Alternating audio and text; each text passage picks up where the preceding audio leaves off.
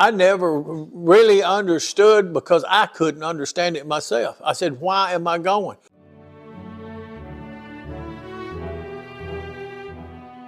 When they told me I was due to go home, now that's a real scorcher because you're due to go home and you can't get out.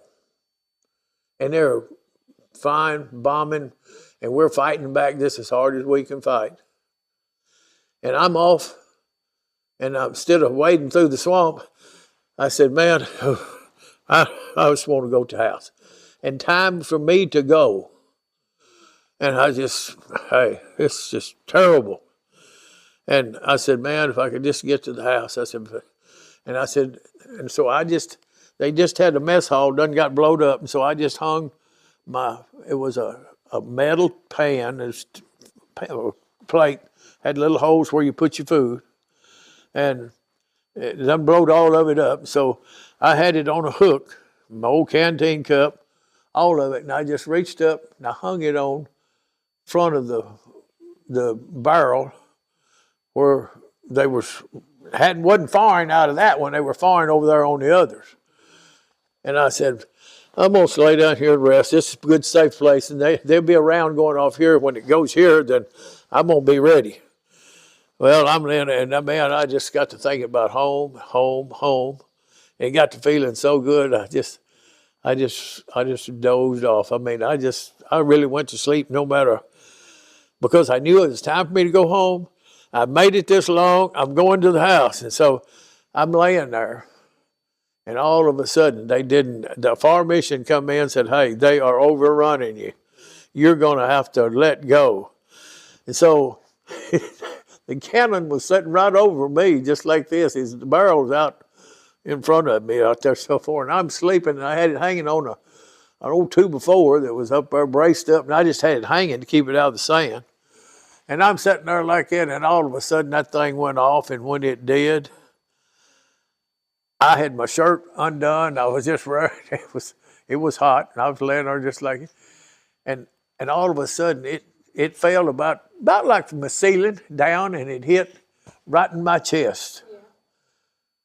And when it did, I was asleep. I woke up, and I just heard. And then, of course, I'm hearing other rounds go off, and they're exploding.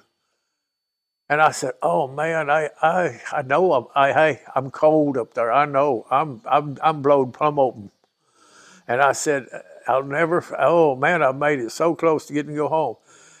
And I'll never forget. I laid my hand up on my chest, and when I laid my hand up on my chest, it said U.S. fork. It was a big old Army fork with U.S. on it. It come off the wire and it hit me right in the chest, and then the pan fell on top of me. And I didn't know what that was, so I started getting stuff off of me, just like you would do when they blow the sandbags up me. You start getting stuff off of you, and it's cold, and where the old fork, it stuck me just a little bit. Didn't even raise the blood, but yet it's just like getting a shot maybe.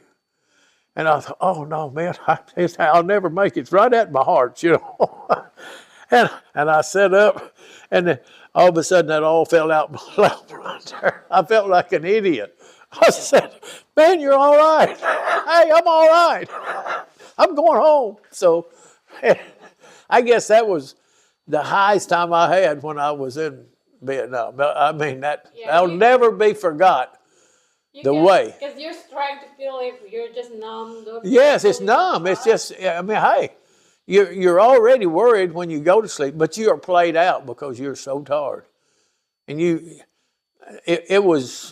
I drawed hazard duty from the day I got there till the day I left. You were on hazard duty when you were off. You couldn't go out nowhere. There was no place to spend money for. There was no movie to go to. There was no milk to drink. That was the only thing that they ever flew up to you was the worst tasting diet drink that Coca-Cola ever made. Tab, I think, was the name of it. And man, that was the most terrible tasting stuff. It'd leave a taste in your mouth. Ooh. I couldn't stand it. But everybody down south, they'd get RCs, Pepsis, Dr. Peppers, all of those drinks that were modern. But when they got up to us, they stopped at all the places down there where they had theaters and had things going where the regular time. But when they got up to where we were, man, it wasn't nothing. I mean, hey, he was lucky to get your toothpaste. And half the time you didn't get that. You was in the boondocks. And you can see by some of the roads and streets that I'm on, and everything is tore up with pictures that I had. It's just all to pieces. When I went to Fort Sill, Oklahoma, in the Army, when they put me on a train and said, I want to go there so I can turn around and leave on my own. Instead of being shipped out on a rail going to California, everybody protesting, couldn't get on my ship, flew a helicopter out on the train track and dropped the flare and had the whole train stop. When she got killed, then I went to see a lawyer. I'd already been classified as 1A. I was already there. But most of the time you had a little time. If you were going to college, I didn't have no money to go to college, so I said, I didn't want to go anyway. I mean, I've never been sorry I did not go to college. Never, ever. Because I done what I like to do, and I was real happy. If you're not happy at your job, it takes twice as long for a day to go by. I was happy doing what I was doing, even when I was doing the grave digging. It was really bad times when I was over there. That was about some of the worst times there was when Vietnam was going on. And my mother had always made the statement. She said, well, I think they sent you over there to get killed, where it'd all be over. And I said, well, I hope not. But anyway, it didn't work because I told her, I said, I'll be back home. Don't worry about it. And I'd write home, and those tapes that I've got, if I could just find some of them and play some of them, you could hear the cannons going off all time, man. You'd have people hollering and squealing. And I'd be recording, trying to write home, and I'd say, don't worry about it, Mama. That's just somebody over here. They firecrackers already shooting out here. Man, it'd be a troop that's we're trying to protect them, to keep them in, because I'm off duty sitting down in a foxhole with water up to here, and that's where this Agent Orange come in. So I've been it just eating me up. It was just nothing really went good at all with that part of it.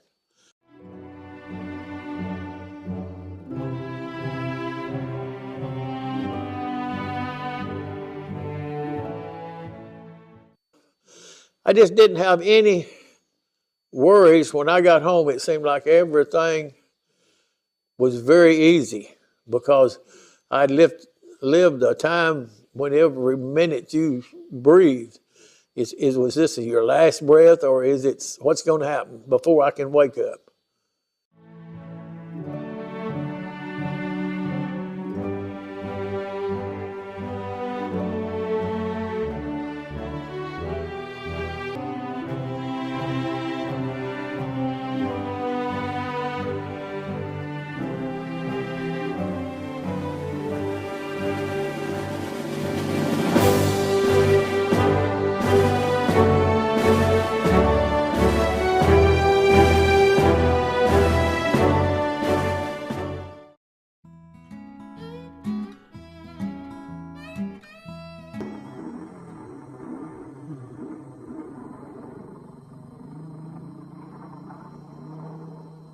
Marvin Nolin generally leaves for work about 7 in the morning.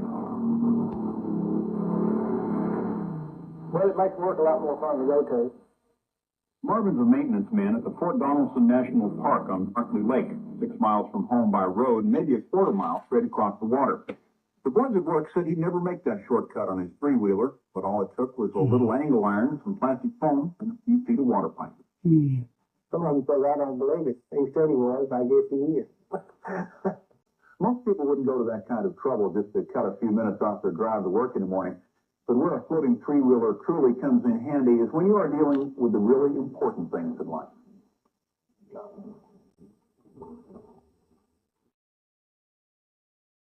It's just like fishing with a regular trolling motor. You can cut the motor off, turn around sideways on it, and and just casual fish. You don't drop anything in the bottom of your boat because you don't have a bottom. And once you get the fish a hold of him, you better clamp on to him, because if you don't, if he gets off, he don't flop around. He goes right on through. You'd think someone else would have thought of it first, and maybe someone has, but not up on Lake Barkley, where the three-wheeler is Japanese, but the boat part is entirely American. The product of a month of tinkering, $100 worth of parts, and a man who just couldn't stand to take the long way home. Craig Owensby, Channel 5, Eyewitness News. Go fishing on the way to work. That's not bad. And he ought to sell it. Good night. Good night. You've been watching Eyewitness.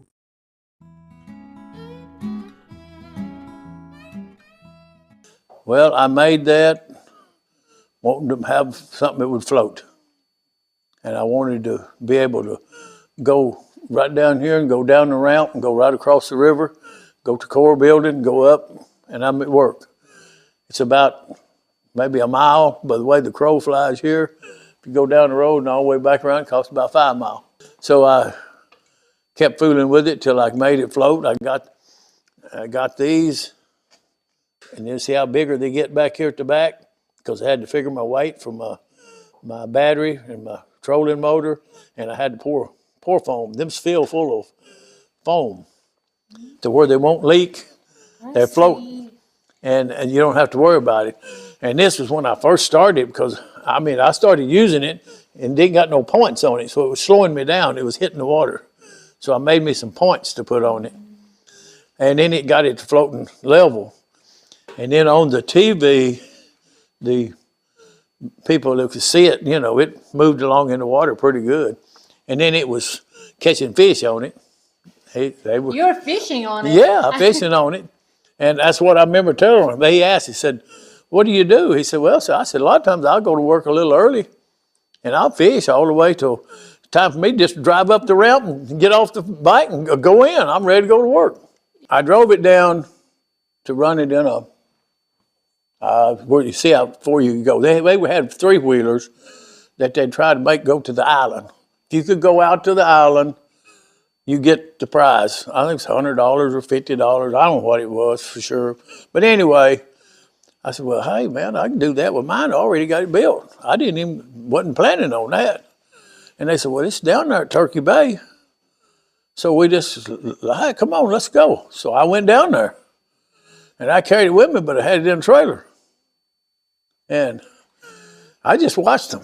They had 4-wheelers out there, and some of them they was working on them, taking the carburetors off because they done turned them upside down and got water in the motor, and it wasn't working. And everything was just a total mess.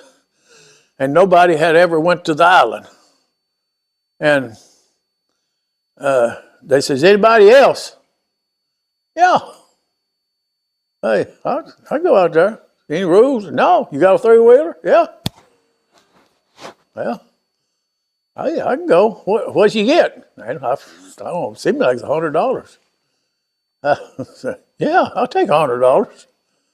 And I go down here fishing every day. I know good and well mine works." And he said, "Well, hey, go get her." Well, I come down here and I didn't even slow down. I just kept going. And where you can see that lever or not, I think it's right between my leg, goes up there and turns right there. And that's the lever that lets that front end fall down right level with the ground. That makes it front wheel come up because that foam is down there lifting it up. Gives it a little pitch. If you ain't got a trolling motor, it'll move 2 or 3 miles an hour. But if you got a trolling motor, it'll get up 3 or 4 miles an hour. Well, I didn't even slow down. I just shoom, boy, and I hit the water. Everybody else they was pulling their ears back out, and the 4-wheeler's upside down and out there on the water. I go all the way out there, and I said, "Boy," I said, "this feels good. I've done something there ain't nobody else done." And I said, "Well, there's the island. I was just supposed to go to the island, turn around, come back, and get my money." I said, "Nah. It's too good to let this go right now." So I just give her a little more gas and hit my trolling motor where you give me a little speed. I hit it. I knew it was muddy. When the front wheels hit, I flipped that thing over when the wheel started rolling. And then the back got a hold of it and she just pulled up, and I'd done about 2 donuts out there in that mud. and then right back off the water and hit my lever and went back down. Come right on back over to it. So you Then they said, hey, you can't believe this. Where'd you get all this? And I said, hey, I go fishing on it all the time. And I said, well, hey, a while ago when you done that, I said, you've caused a lot of ruckus. I said, we've had people come from a long way around. They're building, that started the Yamaha and all these other four-wheelers and three-wheelers. And he said, they're wanting to talk to you and look at yours. He said, you've got it put back up in your truck. I said, yeah. I said, do you mind if they look at it? I don't care. What do I care? I said, I wanted slick pipe because I was going to get me what do you call it? A patent. Yeah, get the patents on it. But anyway, if you get signed what you're going to make it, I wanted me slick pipe because it slide through the water better. But I couldn't find nothing but rigid pipe. Now, if I could have found slick round pipe, I could have done it. And I didn't know how to make this foam that you see poured in the end of that. I had to go to Nashville to get a 5-gallon can and mix it all together and had to pour it in a hurry and get it all in there. And just got a 2x4 running all up and down here, and this bar runs straight through here. That's what holds the motor up and the four-wheeler up. And then these bars run down. And then by that time, when they asked me, I said, well, I don't care if they look at it. So there's some Japanese come out there, and they started looking at it. And I can hear them going, you go up, and then they'd measure this and they'd measure that. And then about a year later, in duck season, it says, get your duck retriever and you don't have to carry your dog with you. He don't go get the ducks. You go get them on your three-wheeler. They take a three-wheeler ride out there and get them. And they had it fixed up more fancy. And I guess they probably had a patent on it. I don't know, but I've never seen no more, really. I mean, three-wheelers got to be so dangerous. So many people was losing their life, they just quit making them. And so that stopped the three-wheeler business. But I had the one that I could fish in. I told that fellow there, and he said, what do you leave so early for? So he said, I told him, I said, well, I fish. Oh, you do? I said, yeah, see, here's my rod and reel. I said, it's just like a boat. You can fish out here. But I said, you got to remember one thing. Your boat ain't got no bottom in it. If you drop that fish, he's gone.